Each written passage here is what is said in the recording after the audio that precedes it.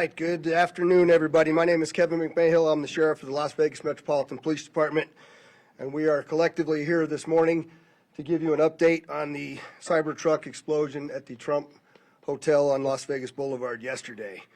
Our work never stopped, as many of you went to sleep last night, and I just want to give you an update on a lot of what it is that we found through the processing of the Cybertruck. This is a joint investigation involving the FBI, the ATF, the Las Vegas Metropolitan Police Department, and these folks worked through the night and found a lot of stuff that is very useful for this investigation.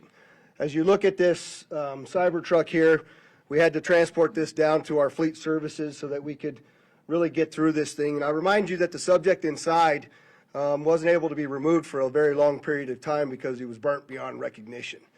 And so as we continue to move through this, I'm going to talk a little bit about his identity and what we believe, but I would like to highlight a couple of things that the teams found inside of the Cybertruck that are useful to the investigation. And that, first and foremost, is a military identification.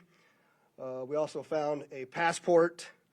We found a Desert Eagle 50 caliber semi-automatic pistol. And if you'll notice on a lot of these guns that we're going to talk about here, they're almost just burnt beyond recognition as well.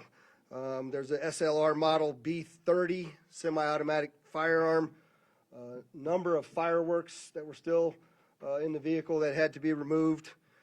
Notably, we found an iPhone and a smartwatch, and then several credit cards were also in the name of our subject. Our subject is 37-year-old Matthew Livelsberger. He's of Colorado Springs, Colorado, born July 22nd of 1987. Now, as you'll see here on a picture of his driver's license, let's see, the question really still remains for me, and I know that there's a lot of you folks in the media that are identifying this person as the person in our vehicle. As I mentioned to you already, his body is burnt beyond recognition, and I do still not have confirmation 100% that that is the individual that was inside of our vehicle. And so as I'm calling it now, the subject or person of interest, I will not come back until I have the confirmation through DNA or medical records that this is indeed, in fact, the subject inside of the vehicle. Now, further complicating this identification of this individual, we also discovered through the coroner's office that the individual had sustained a gunshot wound to the head prior to the detonation of the vehicle. One of the handguns was found at his feet inside of the vehicle. Obviously, in how we're trying to identify him, and I'm feeling comfortable to give you this information, is a tremendous amount of substantial evidence to include he rented the Turo vehicle. There are 2 tattoos, one of which was on the stomach and one of which is on the arm, that we can see bits and pieces of it as in comparison to what it is that we now know he had on his body. That has given us a lot of confidence that this is, in fact, the same person, as well as the clearly obvious, which is the credit cards, the military identification, the passport. And then furthermore, as you'll see here in just a very short period of time, we tracked his movements from Colorado to Las Vegas, and in a number of the photographs that we were able to determine, he was the individual that was driving the vehicle. And also, I'd like to iterate this point to you, we still have only ever seen him in this vehicle, and we're not aware of any other subjects involved in this particular case. Now, I would like to acknowledge a couple of things because I know what's going on in the social media world, and there are a number of things in this case that are similar to the attack in New Orleans. We do know that our subject here served in the military. In fact, he's a current member of the military. Both of the subjects served at Fort Bragg, North Carolina. What we do know about that is it's a very large military base, and we have no record that they served in the same unit or even at the same years at Fort Bragg, something that continues to remain under investigation. I also know that they both served in Afghanistan in 2009.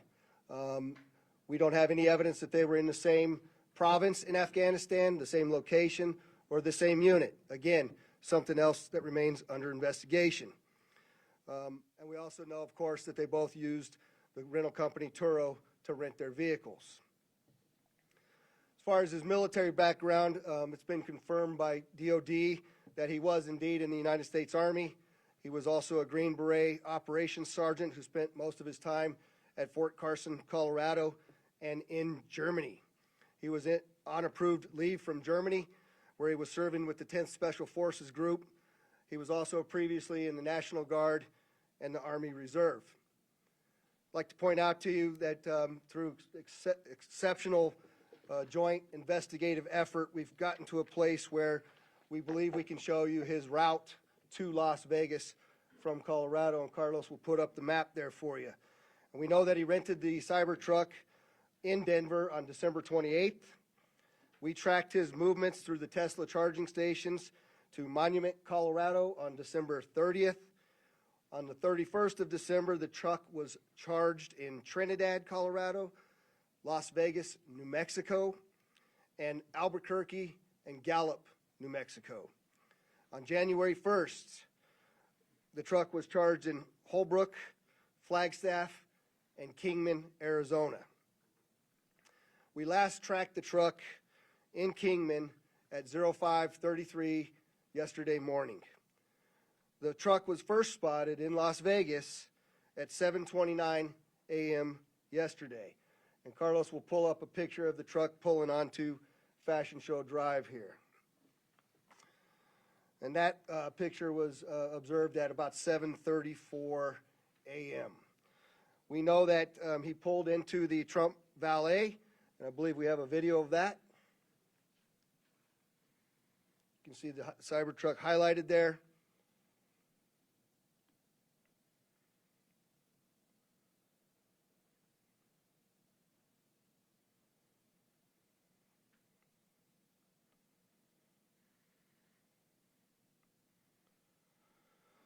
So through extensive surveillance video, we were able to track him leaving there, and we know that he went to several different places along Las Vegas Boulevard, and he spent some time in a parking lot of a business near Flamingo and Las Vegas Boulevard. We didn't have a video of the truck pulling back onto Las Vegas Boulevard from the sands.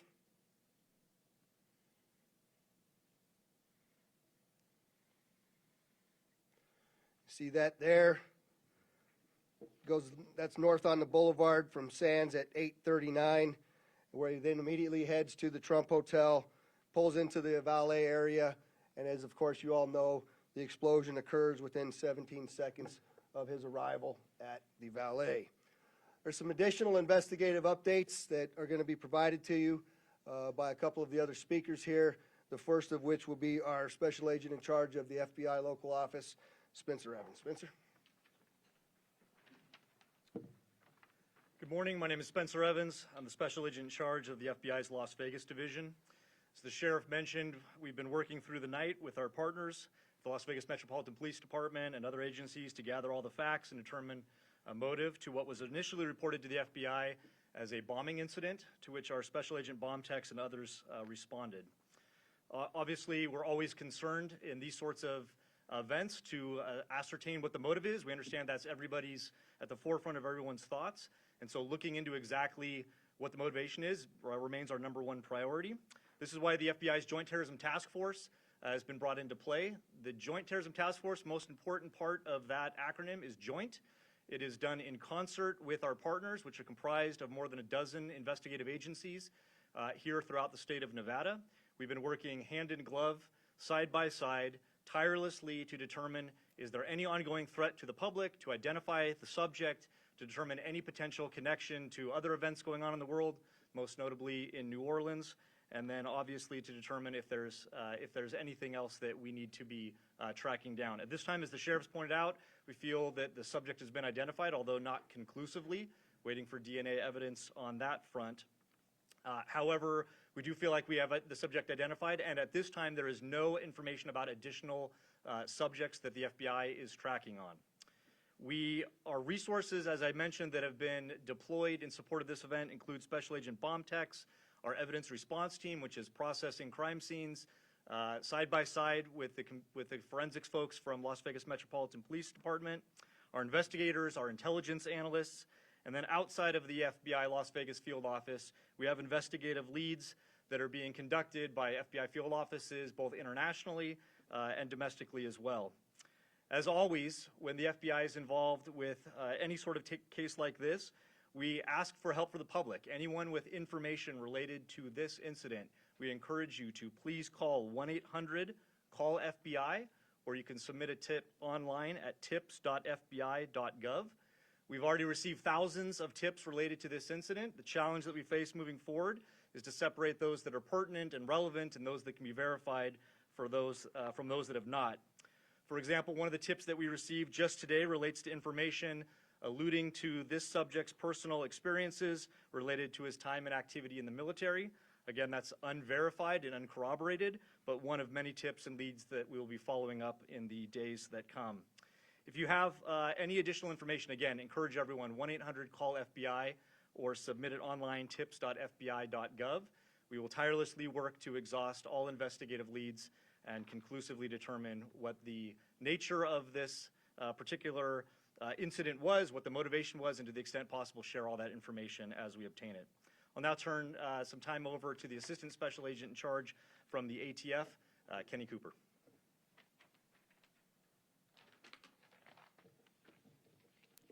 Good morning, everybody. My name is Kenny Cooper. I'm the Assistant Special Agent in charge of ATF San Francisco Field Division. ATF is bringing our expertise in post-blast investigations and our crime gun intelligence to specifically assist in this investigation.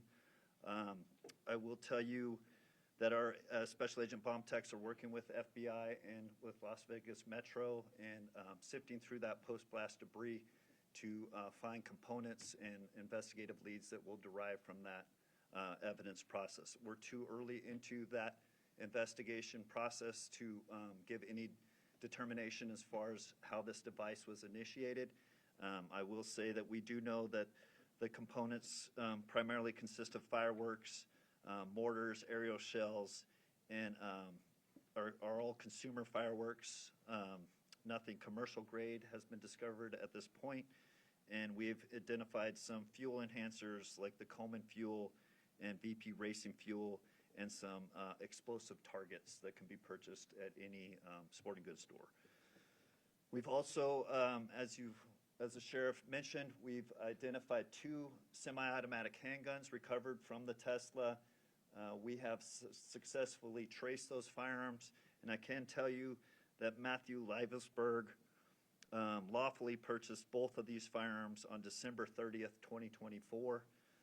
We have agents following up those investigative leads. We know exactly where those firearms were purchased, and we will share any developments from those leads as they come in. Thank you.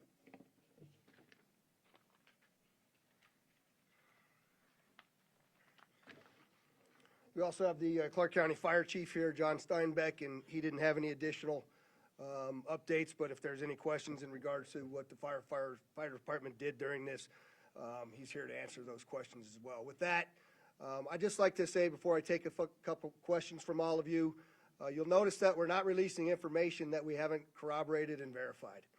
We're very well aware of all of the things that are going around on social media. But that's just the way we're going to conduct this investigation. We're not putting it out until we can tell you for a fact what information it is that we're putting out. And so we're going to continue to do that, but I'm also confident to tell the Las Vegas community and this great nation that we don't believe there's any further threat from this subject or anybody associated to him here in Las Vegas. With that, Denise, I saw you had your hand up. If you could just identify yourself, please.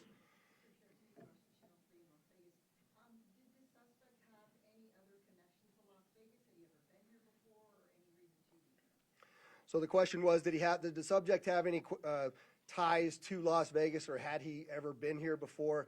I do believe we had one instance a number of years ago where he stayed at a local hotel, but we're still trying to verify that information as well.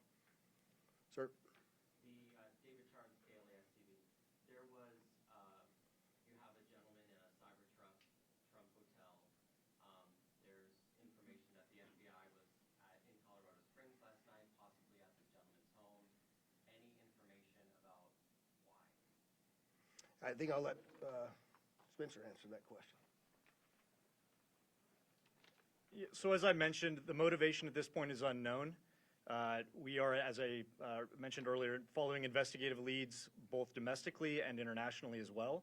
And so that includes search warrants and witness interviews, collecting forensic information, and basically trying to compile the facts. And so there's investigative activity taking place literally around the globe, trying to determine what the potential nexus is. But at this time, at this particular moment in time, as the sheriff aptly said, we have to focus on what we know and what we don't know. We know we have a bombing, absolutely, and it's a bombing that certainly has factors that raise concern. It's not lost on us that it's in front of, of the Trump building, that it's a Tesla vehicle, but we don't have information at this point that definitively tells us or suggests it was because of this particular ideology or any of the reasoning behind it. That's the purpose of the investigation that we're conducting, is to get to the bottom of exactly what happened, why and how. Sir? Tim Caputo with KBC in Los Angeles. You mentioned a number of similarities between this case and the one in New Orleans. How far in the investigation process do you guys go to try to rule out that they are connected, knowing that you already have a couple things that seem to connect them together? So the question is how are we working to rule in or rule out any connections to the New Orleans event? And the answer to that is every tip and lead that comes in, every piece of evidence that comes in, we don't discount it, we work it through it. It's a interesting thing during these kinds of investigations that if these turn out to be simply similarities, very strange similarities to have. And so we're not prepared to rule in or rule out anything at this point. There's lots more for us to do in this investigation. We haven't even gotten into the phones or the computers, which are usually very, very instructive and informative to us as we investigate. And we've got a lot more work to do to trace him, to see the stores that he went to rule out anybody else.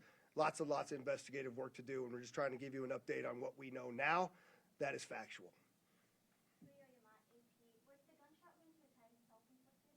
We believe the question is, was the gunshot self-inflicted? And we do believe it was, since he was the only person in the vehicle, and it occurred immediately prior to the vehicle blowing up. Back there, sir? Yes, sir. Morgan Chesky, NBC News. With the evidence you've seen so far, are you comfortable now calling this a suicide mission? The question is, am I comfortable calling it a suicide mission? I'm comfortable calling it a suicide with the bombing that occurred immediately thereafter. I'm not giving it any other labels. And with the friends and family you've spoken to so far, have they shared any prior red flags? The question is, did we have any of the family members share any particular red flags? Again, I'll go back to what I know is circulating on social media, but none of that has been verified at this point. And final question, real quickly. All the components you found inside the Cybertruck, were they all purchased in Colorado? The question is, were all the components found inside of the Cybertruck purchased in Colorado? And I don't know the answer to that. That's part of why we're doing the extensive part of the investigation. Hi, O'Neill, Associated Press. Can you talk a little bit about the security measures you have in place at the hotel now? So, as you all know, we had just successfully completed a New Year's Eve event where hundreds of thousands of people come to Las Vegas. I've extended our posture just like it is for a New Year's Eve event, where I have thousands of police officers that are working day in and day out. Obviously, dozens and dozens of people that are working on this investigation as well. We'll continue to look at what that security posture looks like, but I'm confident in the safety of our community as we move forward. Go ahead in the middle there. Joe Mueller, Channel 13 here in Las Vegas, ABC. Did Livelsberger have any sort of criminal record at all? And also, do you know when that Turo vehicle was rented? The question was, is there any criminal record? None that I'm aware of. That has not been brought to my attention that he had a criminal record. And I said that the Cybertruck was rented on December 28th in Denver, Colorado. Right here? Hi, Stephanie Price, Fox News. Hi. Hi. Have you guys been able to verify that he checked into the Resort World Hotel the day before this? The question is, do we know if he checked into the Resorts World the day before this? I'm not aware of that information. Sir? Mike Allen, Fox 5 Vegas. You mentioned increased security presence at the Trump International. Is that going to extend further along the strip, or is it just there? And how long do you anticipate that? The question is generally about the security posture, and that's entirely our entire community, not only Fremont Street and the Strip, but surrounding neighborhoods as well. just to make sure that we have the community feeling that level of safety that they need to feel after an event such as this. Right next to you there. Katie from the Las Vegas Review-Journal. How exactly were you guys able to use the charging stations to track the cars through it? The question is, how were we able to use the tracking or the charging stations to track the vehicle all the way through? And I'm not exactly sure how to answer that question just yet. I know that there's some capability by being able to determine that the car is connected to the charger. One of the things that we're looking for is anybody that may have been at the charging location at the same time. We're looking to try to identify them because their vehicles would have also had cameras that would have taped anybody in and around them. We're trying to get people that may have been in the same locations at the same time that have video on their vehicle that could provide that video to us as well. I'll take two more. Go ahead. Can you talk about the damage being contained by the Cybertruck itself, and do you think that plays into whether he was aiming to hurt others, or was it a public suicide? Yeah, the question is about the Cybertruck and the lack of damage to the Cybertruck and containing the explosion. Carlos, if you could put that truck back up there, it might be helpful. But, you know, you'll see if you look on the outside of that vehicle, it's hard to tell from that photograph. But other than the windows being gone, that's a bit more disassembled than it was at the scene, and the back area being blown off. There's no evidence of physical damage to the sides of that vehicle. And so the explosion that was in that vehicle sort of vented out and up, but it didn't even damage the glass doors at the trunk. So I'm not sure what that means. I also know that there's a number of unexploded pieces of the things that he had inside of that vehicle, and so I just don't think that it was done as well as he was expecting it to be done. But go ahead. Sophia Rodriguez with Univision Vegas. I was wondering, were you able to recover the video from the Cybertruck, or was that destructed? So the question is, are we able to recover the video from the Cybertruck? And many of you may know that those Cybertrucks contain a tremendous number of cameras. Again, Mr. Musk has sent out a number of his folks that will be arriving here this afternoon with the intent to try to capture the part of that captured all of the video from inside of the truck. Sir? Just quickly, you had mentioned a number of the components in the back of the truck that did not go off. Maybe this is a better suited question for ATF, but when it comes to the rudimentary nature of the bomb, I think we mostly think of a bomb that is connected. This seems like individual kind of incendiary and combustible components put together. Can you speak to how you think this is a bomb, or was it just several pieces of things that might blow up and might explode that were just lit and gone off at the same time? Yeah, I'll tell you, it does appear that it was, I just want to be careful with my language here, but the level of sophistication is not what we would expect from an individual with this type of military experience. That most of the materials inside that Tesla were fuel to help fuel a greater explosion. But it's too early to answer any question as if there was sophisticated connectivity to those components to make it ignite in the way that it did. All right, there was one last hand over here. I'll take your last question. Or maybe this is for Special Agent Evans, Mike Carter, Newsmax. Any idea if the suspect has been in touch with any outside terrorist groups? Has this investigation extended globally? The question is, do we know whether the subject's been in touch with any outside terrorist groups or if it's been investigated globally? And Spencer, you want me to? Okay. So the question about whether it's being investigated globally, absolutely. Like I said, we're running down investigative leads around the world. No information that we're aware of right now that connects this individual to any terrorist organization around the world. But that's obviously the thrust of the investigation, is ruling out that there's any sort of terrorism nexus, and then again, getting at what the ideology is. We appreciate you all coming, and we will be back before you when there's substantial updates to provide to you. Thanks for all your great work.